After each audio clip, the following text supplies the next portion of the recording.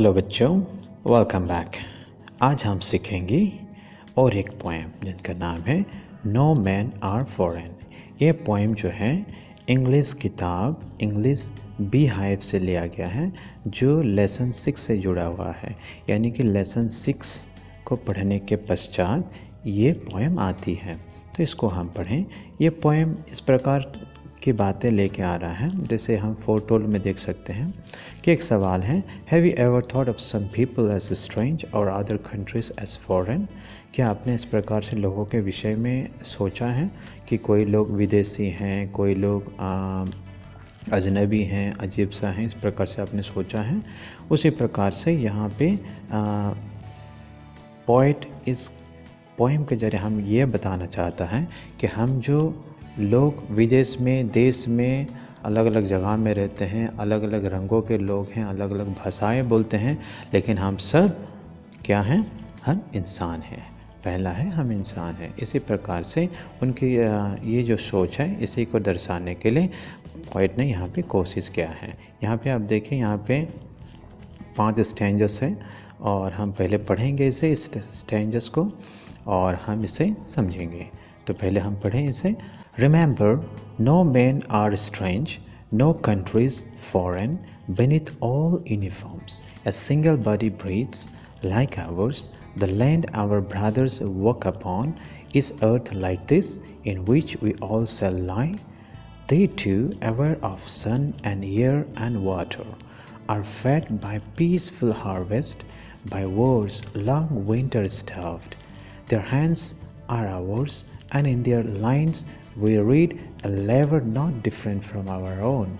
Remember, they have eyes like ours, that we wake or sleep, and a strength that can be won by love. In every land is common life that all can recognize and understand. Let us remember, whenever we are told to hate our brothers, it is ourselves that we shall dispossess, betray, condemn. Remember, we who take arms against each other, it is human earth that we defile. Our hells of fire and dust outrage the innocence of air that is everywhere our own. Remember, no men are foreign and no countries strange. ये जो poem है, इसे James किरकुप ने इसे compose किया गया। तो इसके विषय में हम विस्तार से सीखने की कोशिश करेंगे और हम इसे हिंदी में सीखेंगे। तो चलिए हम सीखते हैं। शुरुआत में कवि कहता है कि कोई भी आदमी अजीब नहीं है और कोई भी देश विदेशी नहीं है।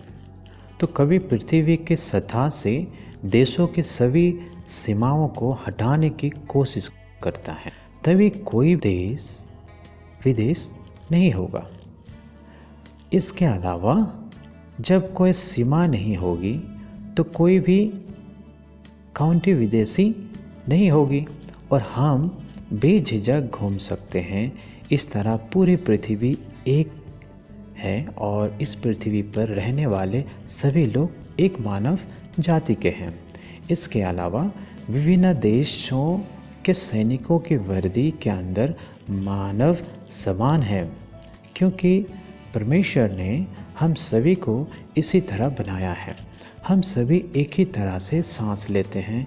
उसके बाद कवि यह भी कहता है कि सभी सैनिक हमारे भाई हैं, जैसे कि हम सभी एक हैं, मदर अर्थ पर चलते हैं। यानी कि हम एक हैं और एक ही धरती पे हम रहते हैं और इसी धरती पे हम चलते हैं और मरने पर उसी धरती में दफन हो जाएंगे। यानी कि मरने के बाद हम किसी और धरती पे नहीं जाते हैं, इसी धरती पे हम दफनाए जाते हैं। अगले भाग में कवि इस प्रकार कहता है, वे अन्य देशों के लोगों को संदर्भित करते हुए कहते हैं, हम उनके साथ भी भेदभाव करते हैं और उन्हें विदेशी कहते हैं। वह ये भी कहता है कि प्रकृति ने उन्हें बहुत कुछ दिया है जैसा उसने हमें दिया है। परमेश्वर ने सभी को समान वायु, जल और सूर्य का प्रकाश दिया है, जिसका अर्थ यह है कि परमेश्वर अलग नहीं है, परमेश्वर एक है जो मानव जात को निर्माण किया है, यानी कि मानव जात का करता है। जब युद्ध नहीं होता है तो हम सभी खेती करते हैं। हम एक आरामदायक हैं और प्रकृति द्वारा दी गई चीज़ें खाते हैं। इसके अलावा कभी ये भी बताते हैं कि युद्ध और सर्दियों के दौरान हम भूखे रहते हैं और दूसरे देश के लोग भी ऐसा ही चीज़ों का सामना करते हैं। इसलिए कभी यह कहना चाहता है कि हम और दूसरे देश के विदेशी एक ही हैं। इसके अलावा वो कहता है कि उनका भी हमारे जैसा ही हाथ है और वे भी हमारी तरह मेहनत करते हैं। कभी इन सभी उदाहरणों को पाक देश के लोगों के बीच कोई अंतर नहीं है।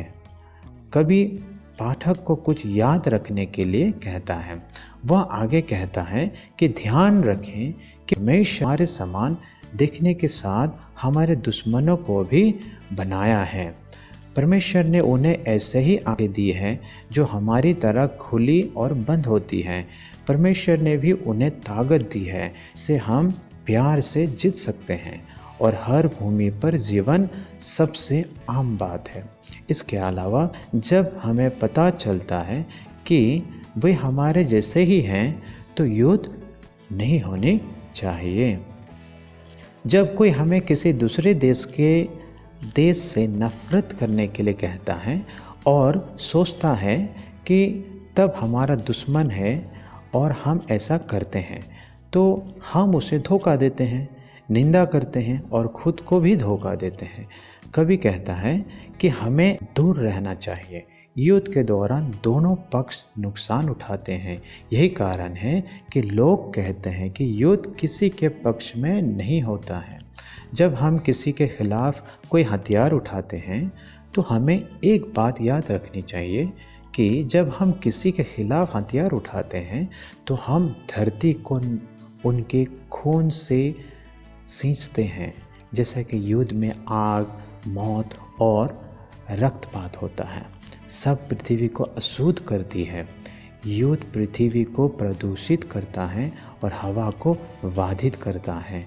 अंत में कभी इस प्रकार से कहते हैं, रिवर्स लाइन में हम देख सकते हैं, ये कहते हैं कि युद्ध, और हमें याद करने के लिए भी बताते हैं कि कोई भी पुरुष विदेशी नहीं है और कोई भी देश अजीब नहीं होता है, यानी कि हम सब एक हैं। यही सीख हमें इस कविता से मिलता है। Thank you.